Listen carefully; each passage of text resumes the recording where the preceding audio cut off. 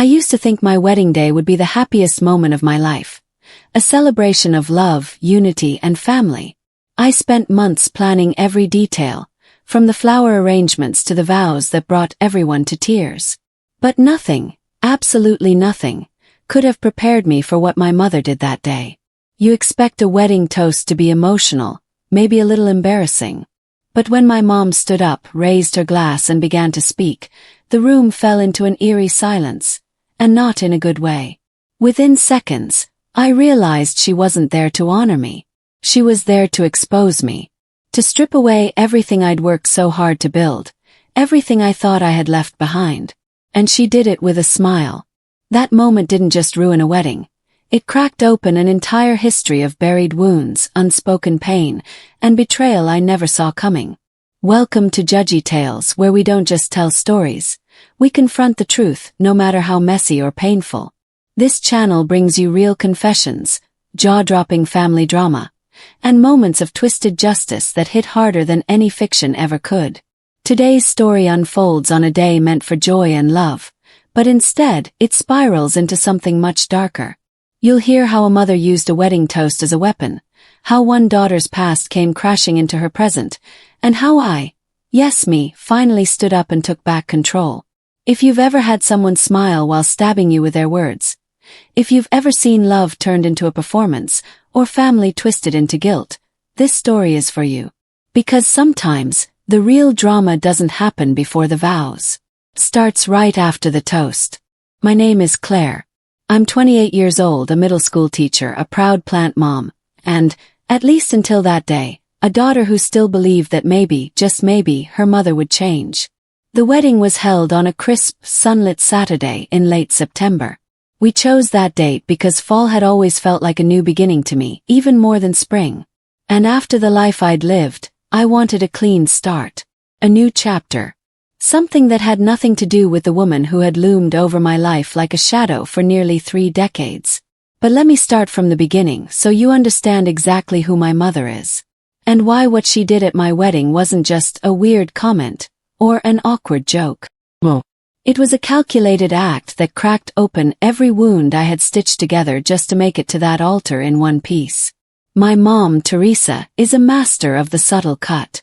She doesn't scream or hit. She doesn't curse or throw plates.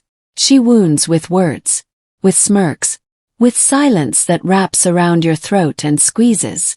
Growing up, she was always the one people called gracious, elegant, such a strong woman. But they never saw what I saw. They never heard how she'd say I looked healthy in a dress when she meant fat. How she'd praise my report card, only to mutter later that straight A's won't fix your face. Or how, when I had my first panic attack at 14, she said, "You always want attention when things aren't about you." I learned early on that love from her came in conditions. Love if I was quiet. Love if I made her look good.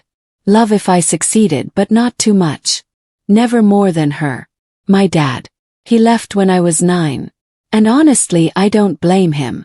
I used to, but not anymore. He tried. He really did. But my mother has a way of making even strong men feel small. And the day he walked out, suitcase in hand, she looked at me, stone-faced, and said, "Men leave when daughters make them regret staying." I was 9. After that, it was just the two of us. Or rather, it was her and me, orbiting in the same house, rarely connecting.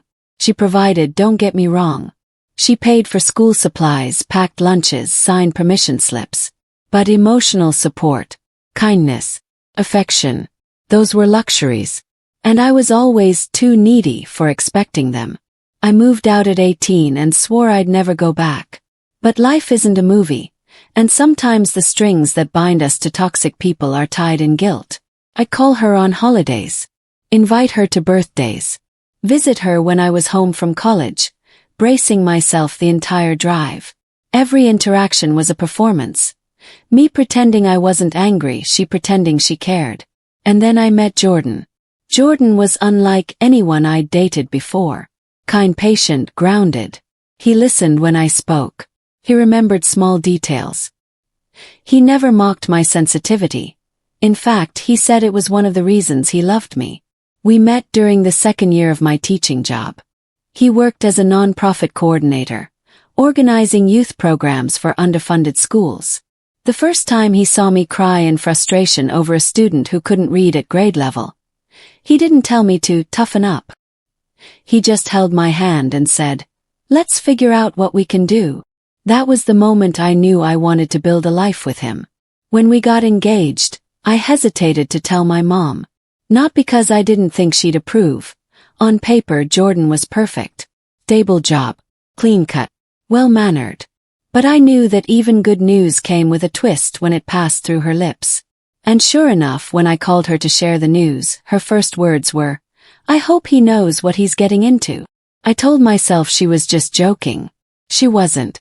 The wedding planning process was surprisingly smooth, mostly because I kept her at a distance. She wanted to be involved, of course. Made dramatic comments about how a real mother would be helping with the dress, the guest list, the flowers.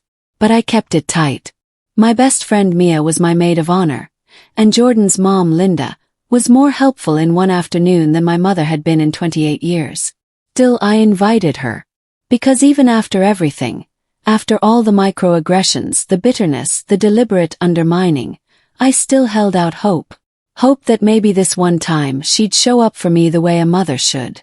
That she'd be proud. That she'd smile at me the way Linda did when she saw me in my dress for the first time. Eyes wide, hand over her mouth, whispering, "You look like you're walking out of a dream." But Teresa, she barely looked up. She nodded. Said, "White's a bold choice." I should have known. The morning of the wedding I was nervous, but not about marrying Jordan. I was nervous because I knew my mom would be in that room. Watching, judging, waiting. But I didn't let it ruin the day. I had Mia. I had Jordan. I had people who loved me deeply and loudly, in the way my mother never could. The ceremony was beautiful. The vows were perfect. There was laughter, tears, music, dancing. Everything felt right. Until the toast. After the meal, people clinked glasses. Jordan's dad gave a sweet, fumbling speech about how proud he was. My best friend gave a hilarious story about how Jordan and I met. And then the mic was passed to my mom. I didn't ask her to speak. She told the venue coordinator she was the mother of the bride, and she demanded a spot. As she stood, I felt my stomach twist. She smiled at the crowd, raised her glass and said, "I'd like to say a few words about my daughter, Claire." The room hushed, and then she began. What came out of her mouth over the next few minutes would haunt me long after the music stopped and the lights went out. But before I take you there, you need to know this. Her toast wasn't just cruel, it was surgical. It was designed to cut me open in the one place I was finally starting to feel whole. And that is where our story truly begins. When my mother took the microphone, she didn't stumble. She didn't hesitate. There wasn't a shred of nervousness in her tone, or even a trace of emotion. Teresa was composed, polished, almost smug, like she had been waiting for this moment not just for weeks, but for years. As if this wasn't a toast, but a performance she had rehearsed in front of her bathroom mirror 100 times. She began with a dry smile. "I'd like to say a few words about my daughter, Claire." There was polite applause, some murmured "os," a clink of champagne flutes. Everyone assumed we were about to hear the usual mother of the bride speech. Childhood memories, funny mishaps, a tearful blessing. But I felt it the moment she took a breath. The shift in the air. My body went cold. My fingers tightened around Jordan's. He looked at me and gave a small, encouraging smile, unaware that the woman standing just a few feet away was about to ignite something I had tried to bury my entire life. "She was always a difficult child," Teresa said, her voice calm, light, as if she were talking about a stubborn cat. "Not in the way that gets you sent home from school. She got good grades, stayed quiet. But emotionally, well, Claire always had. Let's call them challenges." The laughter that followed wasn't cruel. It was confused, nervous, the kind of chuckle people let out when they think they're missing a joke, and they're waiting for the punchline. But there wasn't one. "She cried a lot," my mother continued, now turning her eyes to the guests, scanning the room with practiced ease. "You never knew what would set her off. One time it was a broken pencil. Another time she said her teacher looked at her the wrong way. Course back then we didn't talk about anxiety and trauma the way we do now. It was just Claire being dramatic. That word, dramatic. I had heard it my entire life, used like a blade, always followed by a sigh or an eye roll. It was the label she gave every moment I needed comfort and didn't receive it. Every panic attack, every meltdown, every tear. Jordan's hand tensed in mine. I could feel the heat rising to my face. A flush of shame, then rage, then confusion. I looked around the room. Some people were whispering, some were looking at me with furrowed brows, unsure whether this was meant to be endearing or alarming. And my mom kept going. I used to think maybe she'd grow out of it. But even in high school, Claire had these moods. She'd lock herself in her room, blast music, and cry for hours. I'd knock and she'd scream at me to leave her alone. And I did. Gave her space. I told myself, she'll figure it out. The crowd was dead silent now. Not a whisper. Not a laugh. Just the sound of forks scraping plates and glasses clinking gently, awkwardly. I wanted to get up. I wanted to walk across the room and rip the mic from her hand. But I was frozen. Not just by shock but by something deeper. Memory. Of standing in that bedroom at 17, mascara running, knuckles red from biting them to stay quiet. Of staring at the door, knowing she was on the other side, and knowing she would never, ever open it.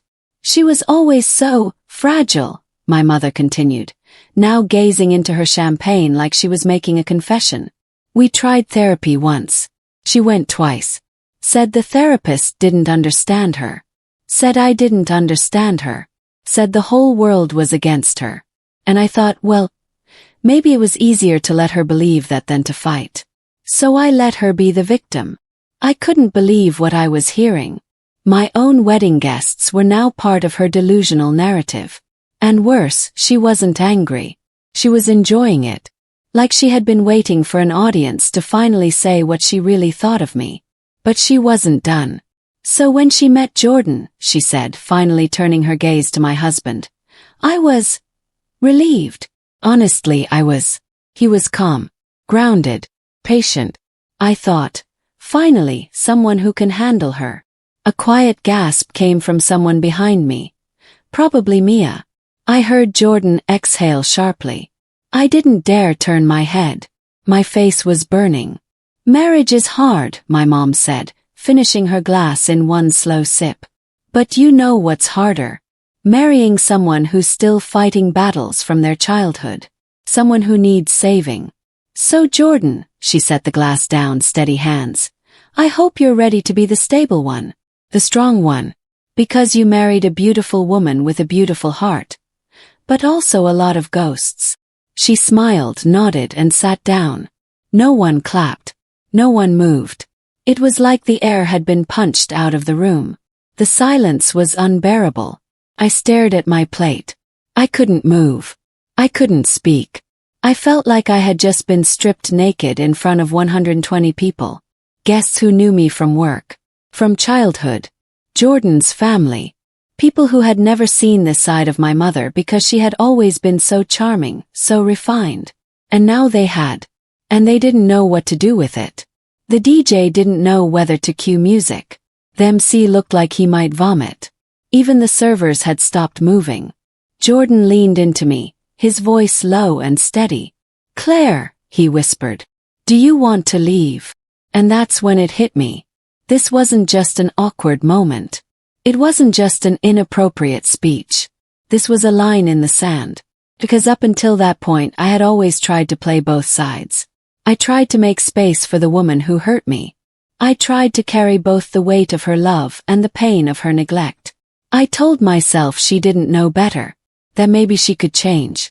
That if I just showed her how happy I was, she'd finally be proud of me.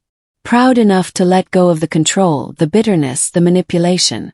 But she didn't come to my wedding to celebrate me. She came to wound me. She saw my joy, my stability, my support system, and she hated it. Because I had found peace outside of her. Because I had chosen a man who saw me as whole, not broken.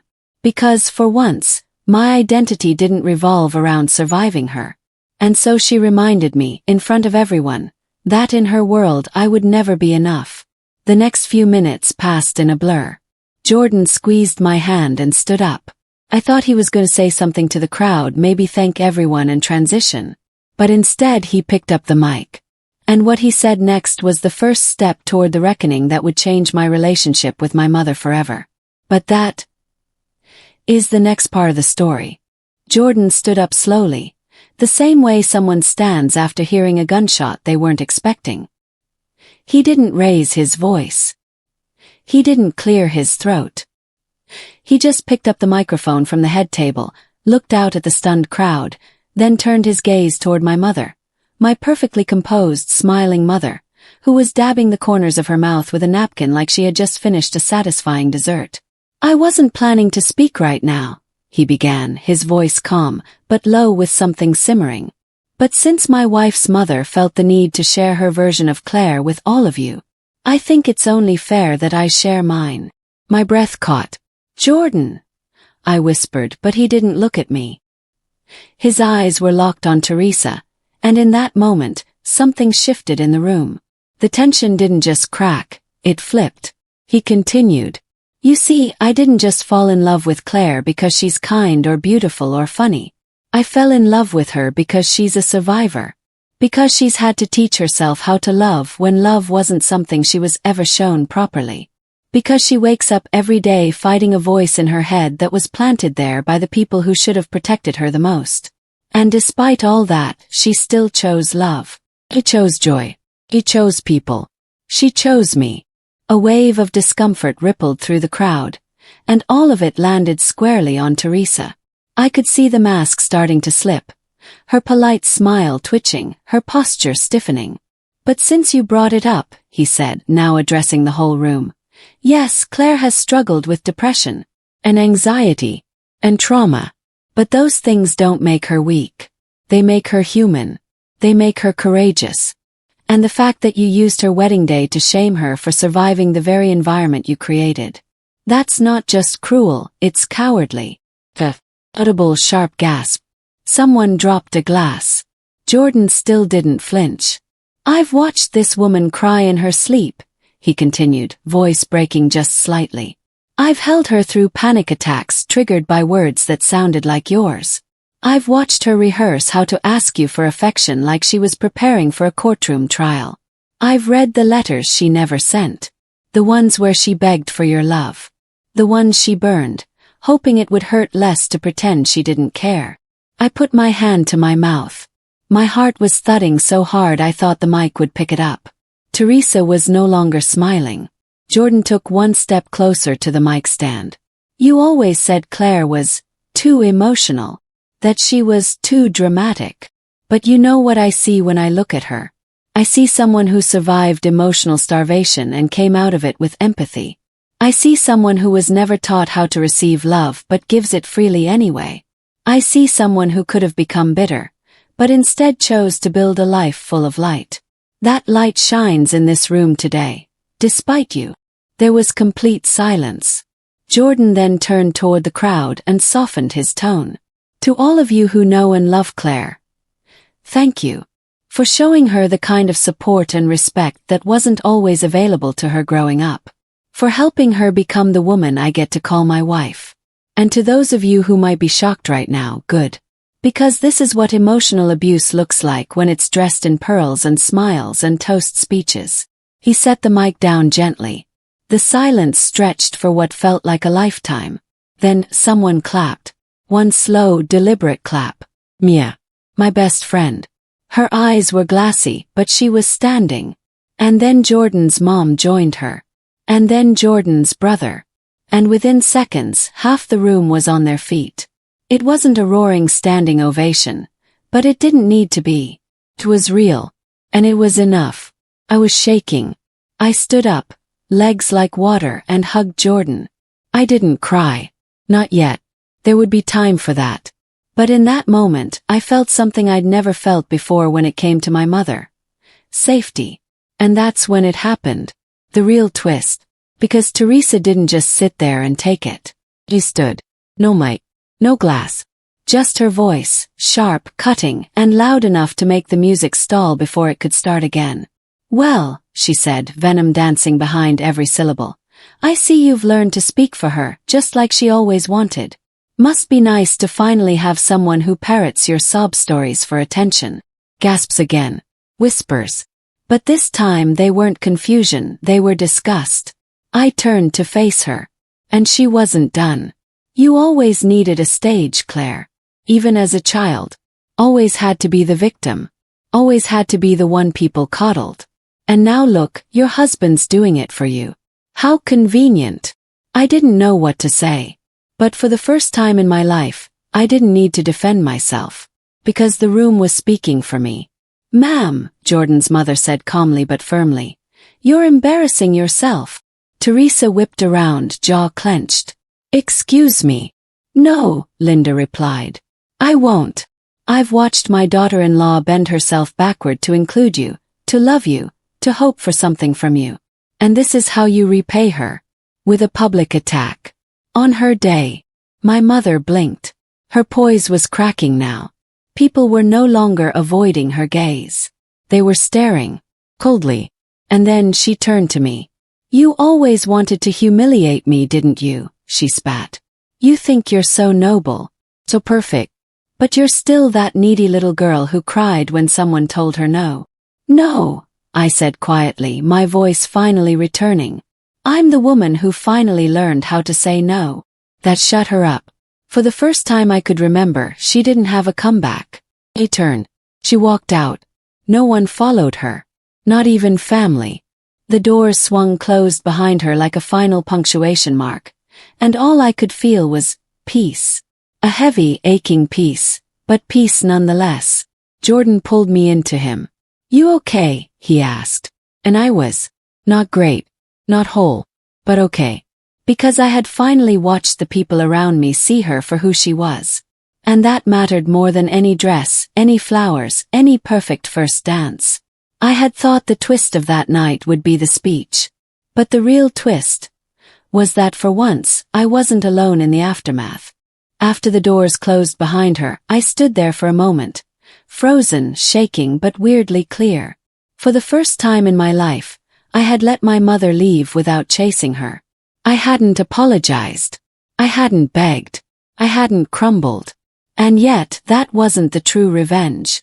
That wasn't the part that brought justice. Not yet. The guests slowly returned to conversation. The music finally played again. But the energy had changed. What started as a wedding had become a reckoning. A reckoning not just between a mother and a daughter, but between an entire room and the concept of silence. I had lived most of my life afraid of what would happen if I broke the silence. That day I didn't just break it. I shattered it. But I wasn't done. In the weeks after the wedding, Teresa went quiet. Not in a give space kind of way. In a calculated silence. She didn't apologize. She didn't call. But she made sure to leak little narratives through extended family. I started getting texts from cousins saying things like, "I'm sure your mom meant well," or "she just has a hard time showing emotions." And I realized, she was already rewriting the story. She had always been good at that. She would downplay the speech. Say we were overreacting. Say I had sensitive tendencies. She would turn herself into the victim again. And worst of all, some people would believe her. So I decided I was going to do something I had never done before. Speak louder than her. The first thing I did was write a letter. Not to her. To everyone else. It started with, "You all witnessed something on my wedding day.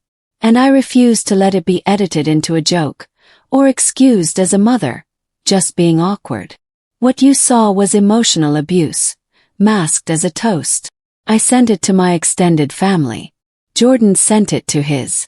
I posted a longer version on my private social media. I didn't use dramatic language. I didn't call her names.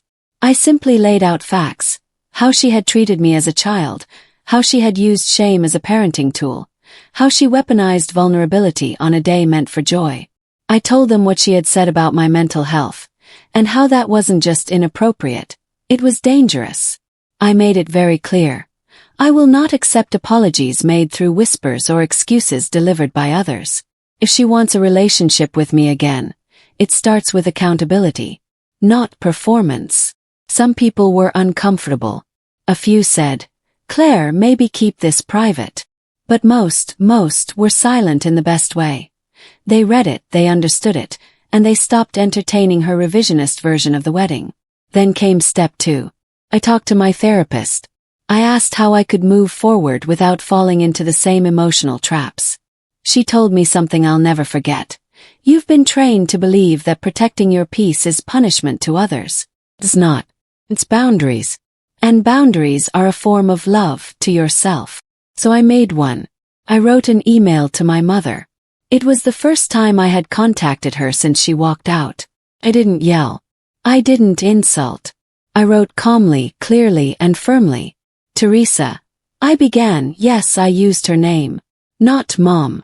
Not mother. Not anything that gave her emotional leverage. You publicly humiliated me at my own wedding under the guise of honesty. You turned a celebration into a stage for your unresolved bitterness. You've done this my whole life, but this time you had an audience. I told her I was no longer willing to be her emotional punching bag. That I didn't need her approval. That the door to a relationship with me was not closed forever, but it was now locked, and the key was accountability, therapy, and real change. Not guilt. Not pressure. Not her favorite trick. Silence. And I ended with this. You taught me that love was something to be earned. That it had conditions. I'm unlearning that now. I don't hate you. I just finally love myself more. I didn't expect her to respond. I didn't. But she did react. Because a week later my aunt called me crying. She said Teresa had shown up at a family lunch and said, "Claire is brainwashed. Jordan has turned her against me. She's making things up to feel special." I told my aunt, "I'm not asking anyone to choose sides. But if you listen to that and believe it, you're choosing for me." More silence. And more peace.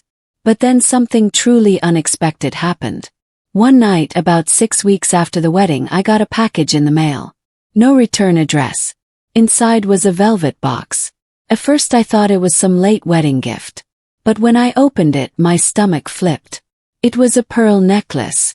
Her pearl necklace. The one she wore to my graduation. To church on Easter. The one she put on like armor for every major family event. There was no note. No apology. Just the necklace. First I was confused. Then angry. Then curious. Was it a peace offering? A trap? Power move? Jordan came home and saw me staring at it. "What's that?" he asked. I handed it to him. He studied it, then said something I hadn't thought of. "Maybe she gave it to you because she knows she lost her power over it." That night I put it on. Not to wear it, but to look in the mirror and see what it meant. Didn't feel like victory. Felt like surrender. Maybe hers. Maybe mine. But either way, I didn't feel like that little girl anymore.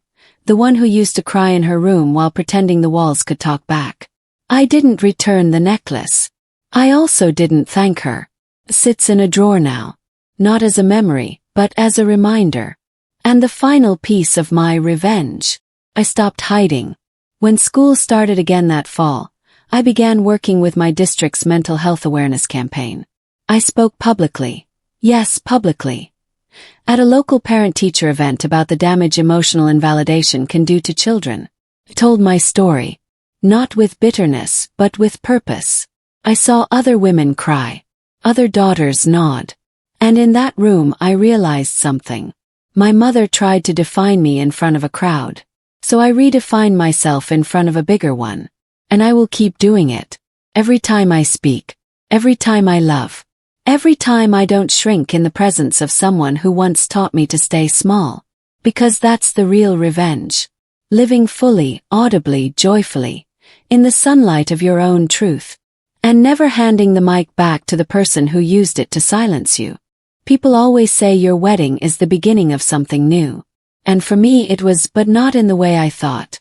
I didn't just begin a new life with my husband. I began a new life with myself. For most of my years, I lived in reaction to my mother. I made decisions with her voice echoing in the back of my mind. I wore armor in every conversation. I diluted myself in every room she entered. My identity had become shaped by the emotional landmines I had to tiptoe around just to survive. And the truth is, I didn't realize how heavy that burden was until the day I dropped it. She thought her toast would humiliate me, that it would reduce me to the scared little girl who always folded under her gaze. But instead she handed me a moment where the entire room saw who she really was, and more importantly, who I had become in spite of her. And that's the thing about pain. When it's unspoken, it festers. But when it's named, acknowledged, and held up to the light, it loses its power. I didn't grow up with the kind of mother who said, "I'm proud of you." I didn't grow up with hugs for no reason, or notes in my lunchbox, or bedtime stories whispered with warmth. I grew up earning scraps of affection, and when they didn't come, I blamed myself. I thought I was too needy, too sensitive, too much. But now I know the truth. I wasn't too much. She was too little capacity, too little healing, too little love to give. And that isn't a judgment. It's just the reality I had to accept so I could stop trying to fix something I never broke. One of the most powerful things I've learned is that not everyone deserves a front row seat in your life just because they've known you the longest. Blood isn't a free pass to cause harm without consequence. And just because someone gave you life doesn't mean they know how to nurture it. The greatest gift I gave myself wasn't walking away from her. It was choosing not to chase her. Because when you stop chasing someone who's hurting you, what you're really doing is turning back toward yourself. You're choosing to trust that your truth is valid, even if they deny it. You're choosing peace over proximity. And that choice, that quiet, brave choice, that's where healing begins. And no, healing isn't clean. It's not linear. There are still days when I see a mother and daughter laughing in the park and I feel a sharp ache in my chest. There are still moments when I want to pick up the phone and pretend it never happened. But those moments pass. And they're replaced by something stronger. A sense of self that isn't tied to her approval. Jordan reminds me all the time, you don't have to be whole to be worthy. And I believe him now. I believe it because I've lived it. I've built a life filled with people who don't ask me to shrink. Friends who don't flinch when I cry. A partner who doesn't see my anxiety as a flaw, but as part of my complexity. I've created a home where vulnerability isn't punished. It's welcomed. And maybe that's the most powerful twist of all. She raised me in silence, but I found my voice anyway. She taught me to hide, but I stepped into the light anyway. She tried to define me, but I rewrote the ending. So to anyone watching who has ever been told they're too sensitive, too much, too emotional, I want to say this. You're not too much. You are someone who feels deeply in a world that often asks us to go numb. You are someone who survived the sharpness of words meant to break you and still found a way to speak. You are someone whose story matters, not because it's perfect but because it's real. And if your pain was ever dismissed as drama, I hope you know that surviving it is strength. Speaking it is rebellion. Healing from it is victory. Maybe your parent never apologized. Maybe they never will. But that doesn't mean you have to carry their silence forever. You get to decide what love looks like from here. You get to create your own definition of family. You get to choose who's allowed in your joy. I used to think closure was something someone else had to give you. But now I know closure isn't given. It's claimed. And I claimed mine the moment I stopped asking her to understand me and started understanding myself. So here's my final toast. Not to her, but to everyone who has ever had to heal from someone who claimed to love them. Here's to the ones who refused to stay silent. Here's to the ones who turned pain into purpose. Here's to the ones who walked away, even when it hurt.